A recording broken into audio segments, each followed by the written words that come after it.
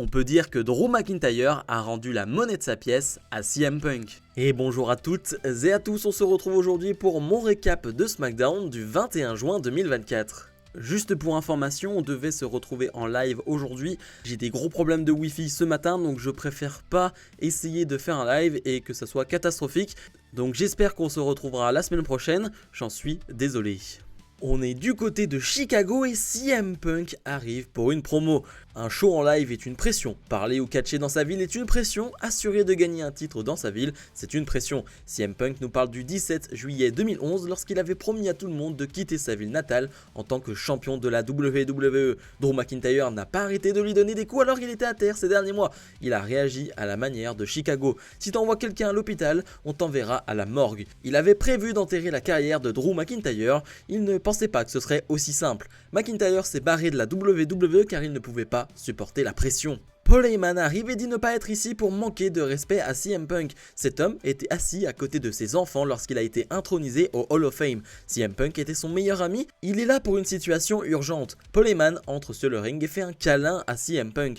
Paul Heyman affirme qu'en venant ici, il disait à la radio que Chicago est la ville de CM Punk, ce qui a énervé Solo Sikoa car c'est maintenant the head of the table et il veut que toutes les villes soient sa ville. Il aimerait rendre service à Punk s'il accepte de faire quelque chose. CM Punk va être autorisé à catcher, tous ceux qui monteront sur le ring avec lui sauront qu'ils sont avec le best in the world.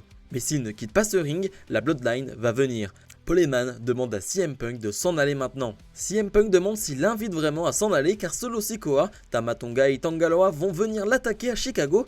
La musique de Solo Sikoa retentit et il arrive avec la Bloodline. Sikoa dit à Punk que s'il veut être à SmackDown dans sa ville, il a deux choix. Soit il lui montre son respect envers lui et la Bloodline, soit la Bloodline va s'assurer qu'il ne sera plus jamais autorisé à catcher. CM Punk demande à Paul Heyman ce qu'il a en échange s'il réalise ce que veut Paul Heyman. Heyman lui propose de retourner avec lui. CM Punk lève le doigt et dit reconnaître qu'il ne voit pas la Bloodline. Il voit des faux Usos et un faux Tribal Chief. La Bloodline monte sur le ring mais Cody Rhodes, le champion de la WWE, arrive avec des battes de baseball. La Bloodline part du ring et Cody Rhodes va challenger Solo Sikoa pour un match ce soir, un challenge que va accepter Solo Sikoa.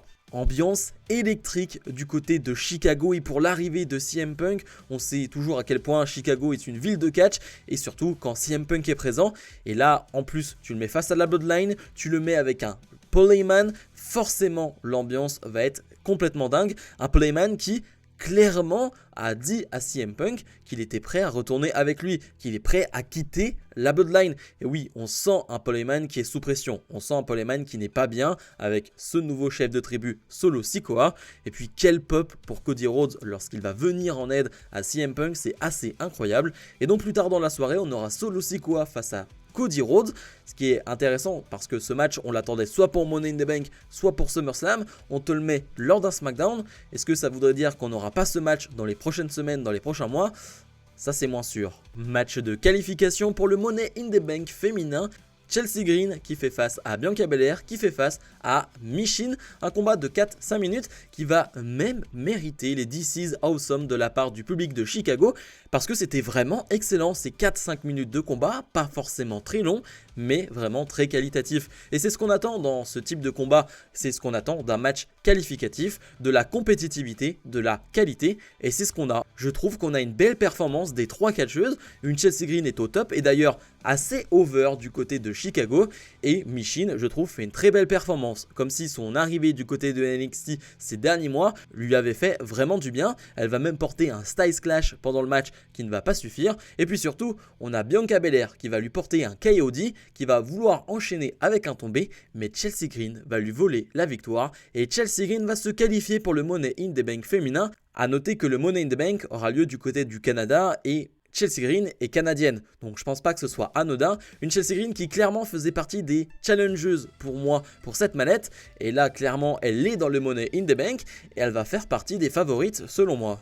Alors qu'on est en coulisses avec Grayson Waller et Kayla Braxton, Johnny Gargano et Tommaso Ciampa vont arriver, mais surtout des bruits surgissent derrière la porte qui va se lever et CM Punk est en sang au sol avec Drew McIntyre qui se tient debout. McIntyre va alors porter CM Punk sur ses épaules et va traverser toutes les coulisses pour lâcher Punk sur la scène. Nick Aldis et les officiels vont arriver pour séparer les deux catcheurs.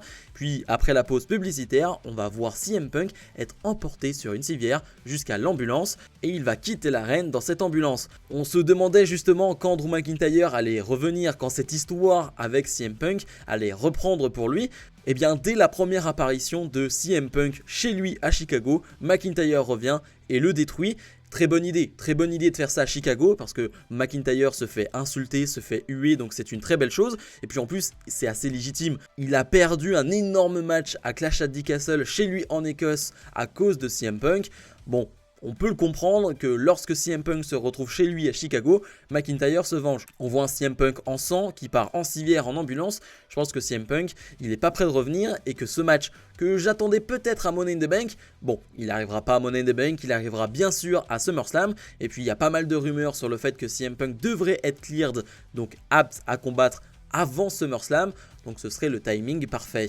Match de qualification pour le Money in the Bank masculin, Randy Orton fait face à Tama Tonga qui fait face à Carmelo Hayes, un combat qui va durer 7-8 minutes et là aussi c'était vraiment très bon. J'aime beaucoup la physionomie de ce match. On va surtout avoir un match 1 contre 1 entre Tama Tonga et Carmelo Hayes avec des interventions, des petites touches de la part de Orton qui lorsqu'il apparaît, lorsqu'il ressurgit dans ce match, obtient d'énormes pop, d'énormes réactions et il est là pour faire réagir le public. Mais même le match 1 contre 1 entre Tama Tonga et Carmelo Hayes est vraiment bon pendant le match. C'est pas du tout ennuyant, c'est très divertissant, vraiment très qualitatif. Franchement c'est un excellent match. Il y a une chose qui m'impressionne toujours, c'est à quel point Orton paraît monstrueux, énorme à côté de gabarits comme Carmelo Hayes et Tama Tonga. Vraiment on dirait un ogre qui est à côté de 2 enfants. C'est toujours aussi impressionnant. Alors qu'Orton pense avoir pris le dessus, on a Tanga Loa qui va intervenir. Orton va s'occuper de lui dans un premier temps, puis Kevin Owens va même se charger de lui. Sauf qu'Orton va être distrait et Carmelo Hayes va le surprendre avec un roll-up. 1, 2, 3, victoire de Carmelo Hayes qui se qualifie pour le Money in the Bank. Excellent choix. Je pense que c'est un excellent choix. Orton aura d'autres chats à fouetter, n'aura pas forcément le choix d'aller dans une course vers le titre, dans une course vers la mallette. Tant pis.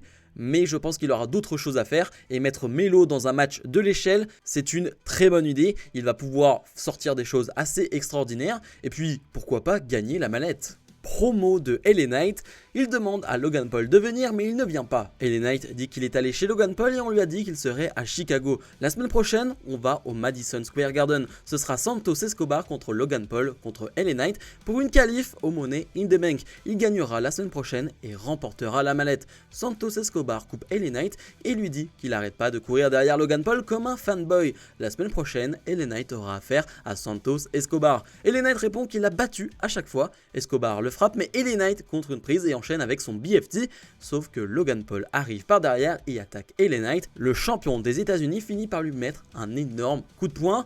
Un poil déçu de ce segment, je dois avouer, parce qu'on nous avait annoncé une vraie confrontation entre LA Knight et Logan Paul. Donc je m'attendais à une vraie bataille au micro, à une vraie promo intense entre les deux.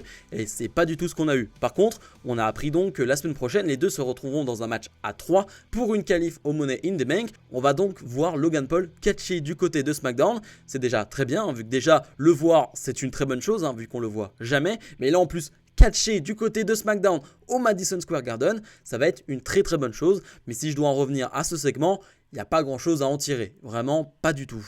Match de qualification pour le Money in the Bank masculin, Kevin Owens fait face à Andrade et Grayson Waller.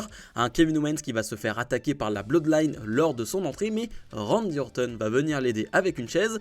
Kevin Owens va donc participer au match en étant blessé à une jambe. On a un combat de 7-8 minutes qui était là aussi excellent. Vraiment rien à dire sur les matchs de qualification lors de cette soirée. C'était vraiment de qualité à chaque fois. Et puis on a des match-ups qu'on a réellement jamais vus. Un match à 3 Andrade Waller KO. Tu t'attends pas forcément à ce type de match là. Mais c'était vraiment excellent. J'ai pris beaucoup de plaisir. Il y a vraiment des prises assez dangereuses qui sont portées dans le match. Je pense à ce Sunset Flip Powerbomb porté à l'extérieur du ring. Ça fait très très mal. Et puis évidemment on va vendre la blessure de KO qui va avoir du mal. Certes il va revenir dans le match match de temps en temps. Il va réussir à porter de grosses prises, à être proche de la victoire avec ce stunner, mais ça ne va pas suffire. Grayson Waller pense avoir pris l'avantage, mais lorsqu'il va revenir sur le ring, il va se faire contrer out of nowhere par Andrade qui va remporter ce combat. Le finish d'Andrade porté de cette manière-là out of nowhere sur Waller, c'est un bijou. Vraiment, c'est sublime. La manière dont ça a été fait, sublimissime. Andrade qui se qualifie donc pour le Money in the Bank. Une nouvelle fois, je suis d'accord avec ce choix. J'ai l'impression que tous les choix pour le moment pour les Money in the Bank féminins et masculins sont d'excellents choix. Et dans le main event, Cody Rhodes fait face à Solo Sikoa, un Solo Sikoa qui a parlé à Paul Heyman avant d'entrer sur le ring et qui lui a dit « Roman Reigns ne reviendra pas ». Ok, qu'est-ce qui est arrivé à Roman Reigns? Est-ce que Solo Sikoa a fait quelque chose? Est-ce qu'il ment? Je ne sais pas. Ce qui est sûr, c'est que le match ne va pas durer. Voilà, ça va durer 2 minutes et Cody Rhodes va gagner le match par disqualification car la Bloodline va intervenir. Ce qui laisse présager quand même que on protège Cody Rhodes, Solo Sikoa pour soit Money in the Bank, mais je vois plus un match à plusieurs pour Money in the Bank et possiblement un match 1 contre 1 pour SummerSlam. Et clairement, je le dis, si on a Solo Sikoa face à Cody Rhodes en 1 contre 1 à SummerSlam, ça me fait bien chier. Vraiment, j'en ai pas du tout envie de ce combat. Ce qui est sûr, c'est que Randy Orton et Kevin Owens vont venir pour s'en prendre à la Bloodline. Solo Sikoa se retrouve seul face à KO, Randy Orton et Cody Rhodes sur le ring. Il va faire mine d'être inquiet, mais va sourire car un catcheur va arriver dans l'autre coin et c'est Jacob Fatu qui fait son arrivée à la WWE, lui qui était signé depuis des mois et des mois. Un autre Samoan fait son apparition et Jacob Fatu va détruire tout le monde. Il va s'en prendre à Kevin Owens, il va fracasser Randy Orton avec un spear sur la barricade. D'ailleurs, la barricade qui va mal se détacher et je pense qu'Orton a eu vraiment très mal parce que c'était pas très beau à voir. Mais surtout, Jacob Fatu va placer Cody Rhodes sur la table des commentateurs, puis lui porter un énorme splash depuis la 3e corde. Et le show se termine là-dessus avec la Bloodline qui lève les doigts vers le ciel. Non, génial, vraiment génial, je l'ai tweeté mais je pense que Jacob Fatu a fait plus forte impression que la Bloodline sur les dernières semaines en 4 minutes. Vraiment, il a été assez impressionnant et pour ceux qui ne le connaissent pas, je le connais pas très bien mais j'ai vu des vidéos, j'ai regardé quelques matchs avant parce que ça fait des mois qu'on en parle. Il est impressionnant, c'est une vraie bête. Il sur le ring, c'est pas n'importe qui, c'est pas Solo Sikoa, c'est pas Tangaloa, c'est pas Tamatonga, on n'est pas sur le même niveau, logiquement, bien sûr, c'est une vraie machine, c'est une vraie bête à catch, donc on a hâte de voir ça, on a hâte de voir ce que ça va donner, cet ajout dans la Bloodline. Vous me direz, ça fait encore un Samoan en plus, est-ce que maintenant on est étonné? Plus vraiment, quand un Samoan arrive, j'ai plus la même impression, j'ai plus la même hype, il faut être honnête. Mais là on parle de Jacob Fatu, la donne a quand même pas mal changé avec son arrivée. Bilan de ce SmackDown, de mon côté on va être sur un 9 sur 10, j'ai adoré ce show. Parce qu'on a les matchs de qualification pour le Money in the Bank féminin et masculin, et on a eu des matchs qualitatifs, vraiment de superbes matchs à 3, et la semaine prochaine on en aura d'autres. Je crois qu'on a un Jade Cargill, Candice LeRae et Tiffany Stratton qui là aussi sur le papier fait plaisir. On a donc le match Logan Paul, LA Knight et Santos Escobar. Et puis on a eu la promo de CM Punk, l'arrivée de Jacob Fatu. Franchement, on a été gâtés lors de ce SmackDown. Pas de Wyatt Six. La sécurité était présente pour les Wyatt Six, mais c'est finalement McIntyre et Jacob Fatu qui ont foutu le bordel. La sécurité est pas terrible, mais franchement j'ai pris beaucoup de plaisir devant ce show qui a eu le droit à une vraie surprise en main event. Bref, comme d'habitude, je vous invite à mettre un maximum de pouces vers le haut, à vous abonner, et nous on se retrouve dès la semaine prochaine pour d'autres vidéos. Salut